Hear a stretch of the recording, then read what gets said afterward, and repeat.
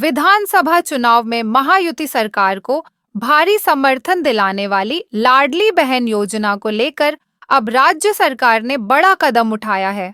योजना के तहत बढ़ते आर्थिक बोझ को देखते हुए बीते कुछ दिनों से फर्जी लाभार्थियों को चिन्हित करने के लिए युद्ध स्तर पर अभियान शुरू किया गया है।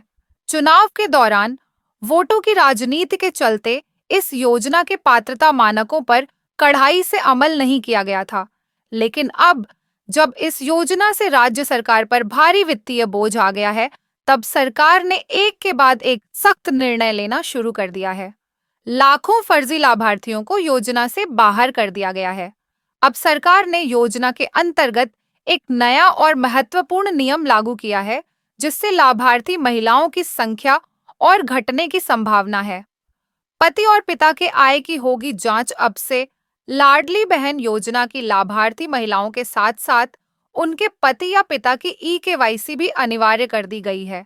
इसके तहत अब राज्य सरकार यह भी जांचेगी कि महिला की शादी हुई है या नहीं। यदि शादी हो चुकी है तो पति की आय की जांच की जाएगी।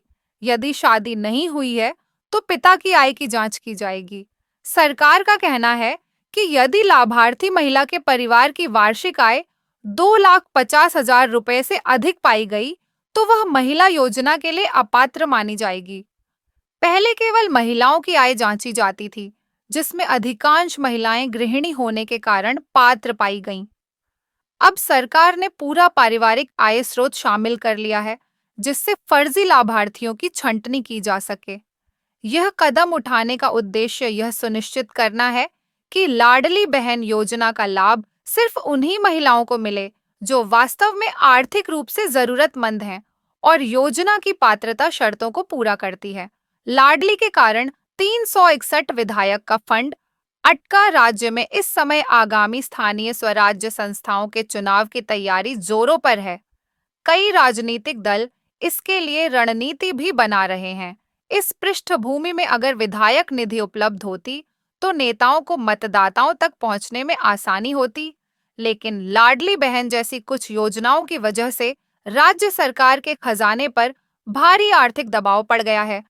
सूत्रों के मुताबिक राज्य विधानसभा और विधान परिषद के 361 विधायकों को पिछले 6 महीनों से उनके निधि का इंतजार करना पड़ रहा है।